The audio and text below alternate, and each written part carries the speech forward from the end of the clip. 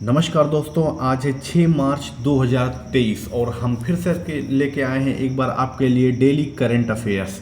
दोस्तों, आज जो टोटल नंबर ऑफ क्वेश्चंस है वो 10 क्वेश्चंस को हम लेकर के आए हैं और इसमें एक एक कर क्वेश्चंस को हम ऑप्शंस के माध्यम से देखेंगे। तो आइए देर न करते हुए सीधे हम लिए चलते हैं अपने क्वेश्चन की तरफ।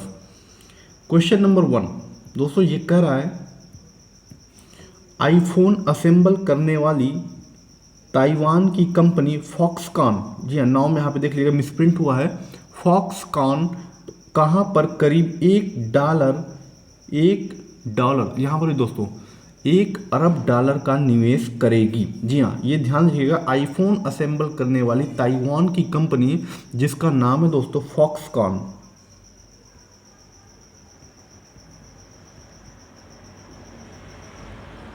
या इस कंपनी का नाम है फॉक्सकॉन। यह कहाँ पर $1 अरब का निवेश करेगी? बेंगलुरु, चेन्नई, नोएडा, गुरुग्राम। तो दोस्तों इसका जो सही ऑप्शन है वो बेंगलुरु में। बेंगलुरु में अभी हाल ही में वहाँ के मुख्यमंत्री बसवराज बोम्मई की और जो कि फॉक्सकॉन कंपनी के मालिक हैं यंग लियू, जी हाँ यांग लियू और बसवराज बोम्मई के बीच में एक बैठक हुई है। पूरी उनकी टीम आई थी और तो एक बैठक हुई जिसमें ये डिसीजन लिया गया कि बेंगलुरु में जो है कंपनी एयरपोर्ट के पास लगभग 300 एकड़ में अपनी कंपनी को क्या करेगी, यहाँ पे लगाएगी दोस्तों, और लगभग $1 अरब का निवेश करेगी, जिससे यहाँ पे लोगों को काफ़ी रोजगार भी मिलेगा। और एक कंपनी करती क्या है दोस्तों, तो आईफोन असेंबल करती है।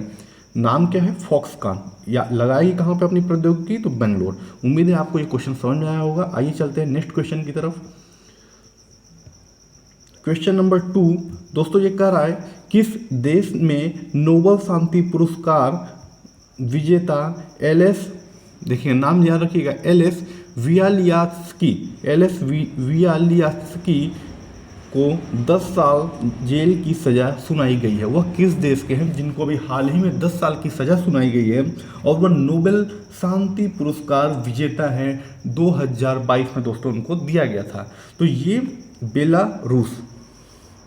बेलारूस से दोस्तों ये आते हैं, एलएस वियालियास्की, इनको 10 साल की सज़ा सुनाई गई है। तो सज़ा तो सुनाई गई है, लेकिन दोस्तों इसके बारे में थोड़ा सा देखते हैं कि इनको सज़ा सुनाई क्यों गई है। तो दोस्तों सज़ा का जो कारण है वो ऐसा कारण है कि वहाँ की जो सरकार है, जो कि वहाँ के राष्ट्रपति है एलेक्जेंडर लुकाशेंको, इनका काफ़ी विरोध चल रहा था 2022 से इनका विरोध का जो गति है दोस्तों वो काफ़ी तेज हो गया है। वहाँ की जनता में काफ़ी विरोध चल रहा है। तो इस आरोप लगा है एलएस वियालेस्की का कि इनकी एक संगठन है जिसका नाम है वियासना मानवाधिकार संगठन। इस संगठन ने जो उनके विरोध कर रहे थे विपक्ष के नेता या पार्टियां, उनको आर्थिक रूप से मदद की है, उनका वित्त पोषण की है। सरकार ने ऐसा माना है कि ये उनके खिलाफ जो भी रैलियां हो रही थी या जो लोग थे उनको वित्त पोषण का दोषी पाया है। इसीलिए इनको आपके आपके हैं एलएस वियालियास्की, नोबेल पुरस्कार विजेता, इनको 10 साल की सज़ा सुनाई गई है। और दोस्तों इनका जो संगठन है वियासना मानवाधिकार संगठन, इससे जुड़े 3 और लोगों को भी ये सज़ा सुनाई गई है। तो उम्मीद है आपको समझ में आ रहा होगा। बेलारूस के काफ़ी चर्चा में इस समय ये मामला बना हुआ है। दोस्तों बेलारूस की बात कर लें तो यह यूएसएसआर से अलग हुआ एक देश है। इसकी राजधानी है मिन्स्क। राष्ट्रपति एलेक्जेंडर लुकाशेंको और प्रधानमंत्री है दमित्री रुमाश। मुद्रा की दोस्तों अगर बात करें तो यहाँ पर रूबल चलती है, लेकिन बेलारूसी रूबल यहाँ पे चलती है। उम्मीद है आपको क्वेश्चन समझ में आ रहा होगा। अगर दोस्तों समझ में आ रहा हो लाइक करिए, ज़्यादा से ज़्यादा लोगों को शेयर करिए। आइए चलते हैं नेक्स्ट क्वेश्चन की तरफ। भारत और किस देश की सेना संयुक्त सैन्य अभ्यास फ्रीजेक्स 23 में हिस्सा लेगी? जी हाँ, तो एक तो कंफर्म हुआ कि यह भारत और किस देश के बीच में ये युद्धाभ्यास है जिसका नाम है फ्रीजेक्स 23। तो ये दोस्तों भारत और फ्रांस के मध्य युद्धाभ्यास है फ्रीजेक्स 23, जो कि दोनों देशों के मध्य होगा दोस्तों। इसका थीम क्या, इसका विषय क्या है? तो इसका विषय है विवादित वातावरण में मानवीय सहायता और आपदा राहत अभियान। ये इसका क्या है दोस्तों, ये इसका विषय है। जिससे दोनों देशों के बीच में एक कोऑर्डिनेशन और सहयोग क्या होगा, बढ़ेगा। तो अभ्यास बेसिकली इंपॉर्टेंट क्या है, तो अभ्यास का नाम क्या है, तो फ्रिजेक्स 23 ये अभ्यास का युद्धाभ्यास का नाम है। कौन कौन से देश भाग ले रहे हैं, तो भारत और फ्रांस ये दोनों देशों के मध्य होगा। तो दोस्तों यहाँ पे आइए देख लेते हैं भारत और फ्रांस के मध्य और कौन कौन से युद्धाभ्यास होते हैं। तो एक युद्धाभ्यास होता है जिसका नाम है गरुण 7 ये अभी हाल ही में जोधपुर में हुआ था 2022 में अक्टूबर नवंबर के मंथ में। तो गरुड़ 7 और दूसरा युद्धाभ्यास जो है उसका नाम है दोस्तों वरुण। यह भारतीय नौसेना का एक युद्धाभ्यास है, भारतीय नौसेना और फ्रांस की नौसेना के मध्य, जो कि हाल ही में 16 से 20 जनवरी के मध्य संपन्न हुआ है। तो आपको ये दोनों नाम भी याद रखना है, गरुण और वरुण ये दोनों फ्रांस के हैं। फ्रिजेक्स 23 अभी हाल ही में हुआ है, किसके मध्य, भारत और फ्रांस के मध्य। आइए लिए चलते हैं नेक्स्ट क्वेश्चन की तरफ।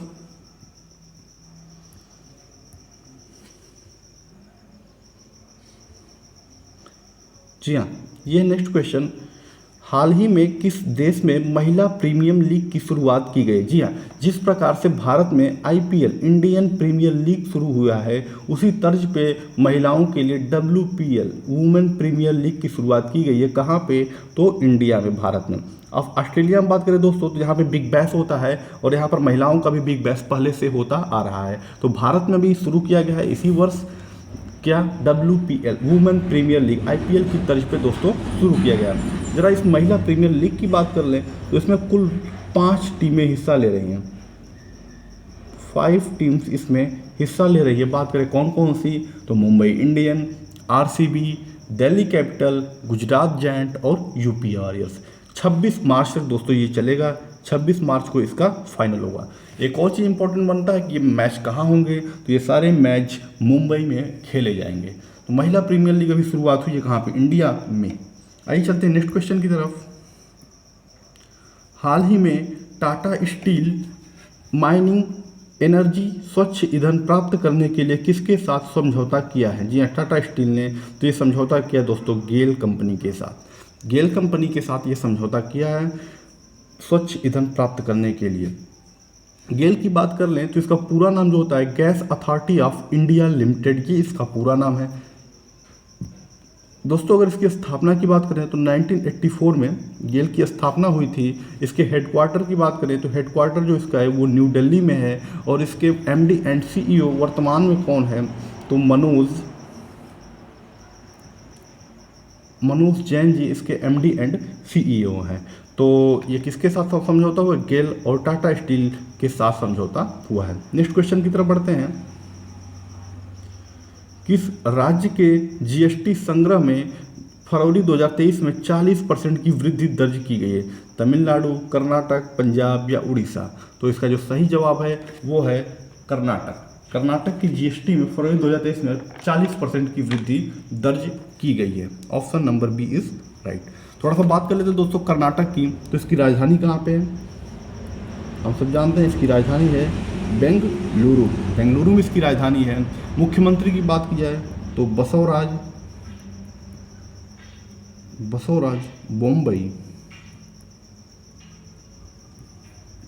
बोम्मई इसके क्या हैं, यहाँ के मुख्यमंत्री हैं, CM है। और राज्यपाल की बात करें तो थावरचंद गहलोत। जी हाँ, थावरचंद गहलोत यहाँ के राज्यपाल हैं दोस्तों। भाषा की बात करें कि कौन सी भाषा कर्नाटक में बोली जाती है, तो कर्नाटक में कन्नड़, जी हाँ, कन्नड़ भाषा बोली जाती है। और इसकी स्थापना की दोस्तों बात करें तो 1 नवंबर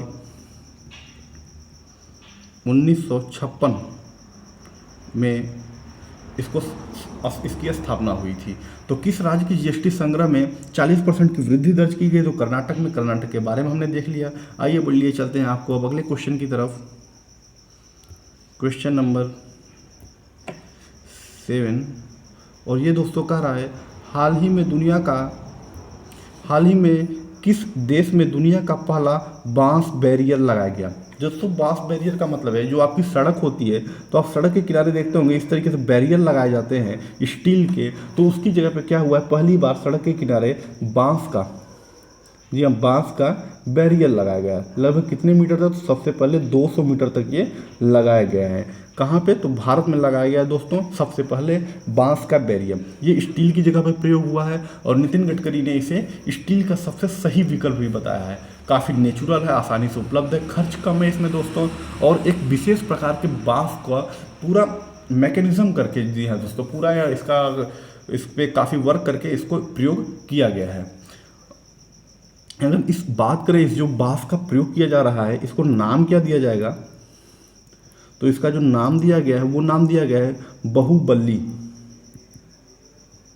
बहुबल्ली। ये जो बांस के आपके लगाए जाएंगे बैरियर, इसका नाम होगा बहुबल्ली। जी हाँ, और लगाया कहाँ पे गया है? तो भारत के महाराष्ट्र में।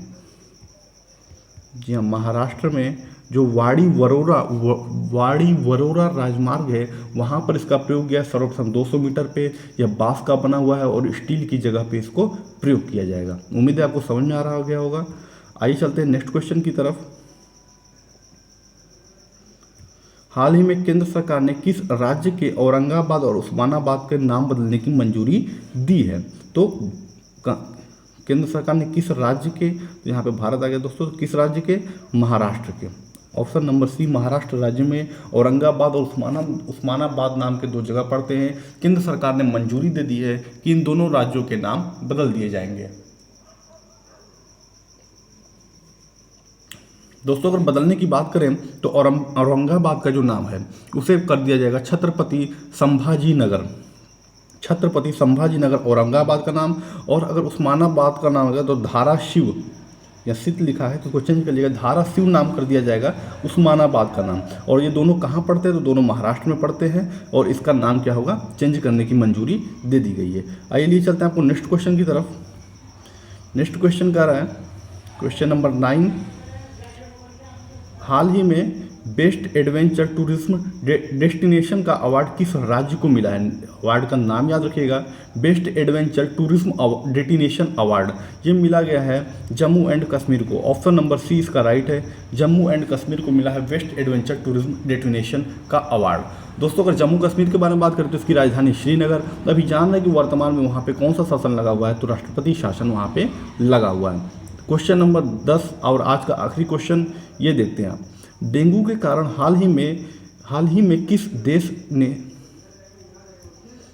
देश ने स्वास्थ्य आपातकाल की घोषणा कर दी? किसके कारण? तो डेंगू के कारण। दोस्तों अब आपको कमेंट में बताना कि डेंगू बीमारी जो है वो किस मच्छर के काटने से फैलती है। तो डेंगू के कारण स्वास्थ्य आपातकाल घोषित कर दिया गया है पेरू, मलेशिया, जमैका या इनमें से कोई नहीं। तो दोस्तों ये घोषित किया गया है पेरू में। ऑप्शन नंबर ए, पेरू देश में इसे आपातकाल घोषित कर दिया गया है। पेरू की बात कर लें तो यह एक दक्षिण अमेरिकी देश है। इसकी राजधानी जो है दोस्तों वो लीमा है। भाषा यहाँ पे स्पेनिश बोली जाती है। मुद्रा जो कि काफ़ी इंपॉर्टेंट है वो है सोल। लीमा राजधानी है और सोल मुद्रा है। राष्ट्रपति की बात करें तो मार्टिन विजयकारा, और प्रधानमंत्री की बात करें तो सीजर विलियानुएवा यहाँ के प्रधानमंत्री है। तो राष्ट्रीय आपातकाल की घोषणा की गई पेरू में। ये था दोस्तों आज का सेशन। उम्मीद करते हैं आपको पसंद आया होगा। पसंद आया होगा तो लाइक करिएगा, ज़्यादा से ज़्यादा लोगों को शेयर कर दिए, और चैनल पर नए हो दोस्तों निश्चित ही सब्सक्राइब करिएगा, जिससे हमें मोटिवेशन मिल सके और हम और भी अच्छा कंटेंट आपके लिए लेकर आ सकें। Thank you.